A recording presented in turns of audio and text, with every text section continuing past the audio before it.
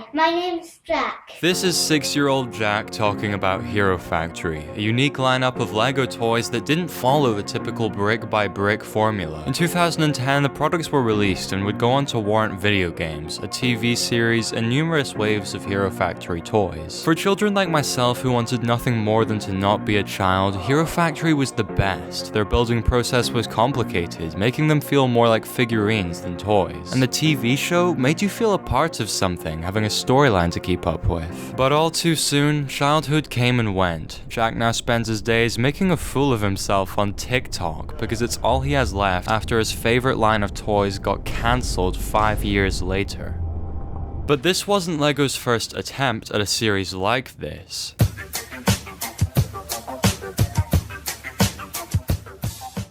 In 2001, Lego released Bionicle, a chain of DIY action figures that lasted a whopping 9 years before it failed for a pretty ironic reason. In fact, when I was 11 at a car boot sale, I actually bought a Bionicle, but I know that in here is a note I was hiding that's from my primary school girlfriend, and I haven't read it in about 5 years. But we'll read it later, because YouTube says I need to actually keep you guys hooked. Similar to Hero Factory, the series was granted many new waves of toys, a video game that looks pretty epic, comic books, normal books, and instead of a TV series, it got 4 feature-length films.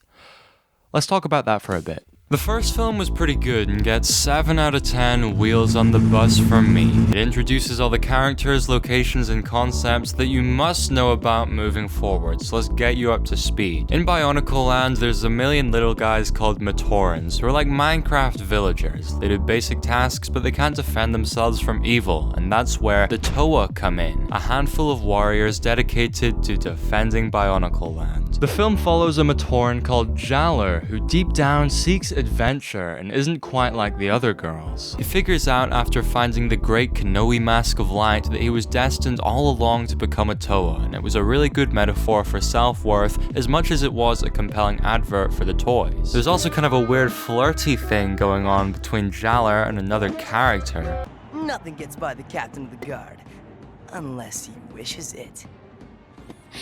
I'll keep that in mind.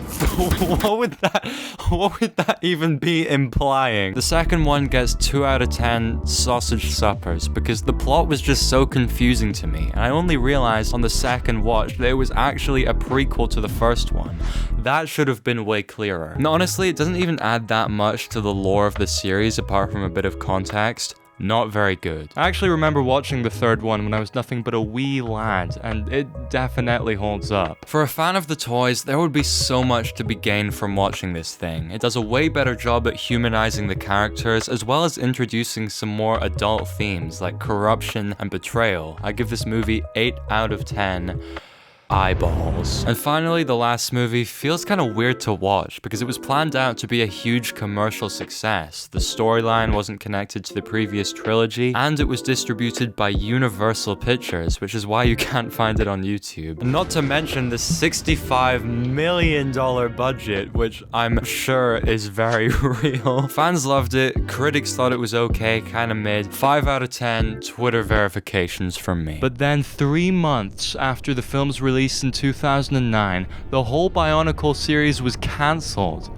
And Lego never told us why. But there's 2 main reasons people blame for this, so let's start with the funny one. The whole series was racist. Allegedly. To make Bionicles sound cool and exciting, Lego may have borrowed a few words from the Maori tribe of New Zealand. For example, Toa directly translates to warrior, and Kanohi just means mask. The Maori tribe didn't really appreciate Lego's commercialization of their language, so they made a complaint, it made some headlines, nothing much really came out of it, but Lego did look pretty bad. The more likely reason for the death of Bionicle is that they oversold themselves so much. Having a backstory for a toy isn't a bad idea, it can be really cool, but if the storyline becomes hard to follow and people don't But if the storyline becomes too hard to follow and people don't understand the toys they're being sold, they'll stop caring. The Bionicle movies performed really well, but as the series went on, Lego kept pumping out more Bionicle lore in the form of books, comics, and video games. For a die-hard fan, this would be absolutely bussin', no cap, but for the general audience consisting mainly of children, this was just way too much to keep up with, and with every Bionicle toy that was released onto the shelves, people just felt less and less included. But that's just a theory. A J theory. There is a rumored re-release of Bionicle in 2023, but I don't know if the pictures look as cool as the originals, to be honest. But anyway, you guys can see it first. To Jack Gold by Sophie, and it's just a picture of a wolf. That's very nice of her. Thanks, Sophie. As always, I'll be responding to every single comment. I love you very much, and I sincerely hope that you have a nice day.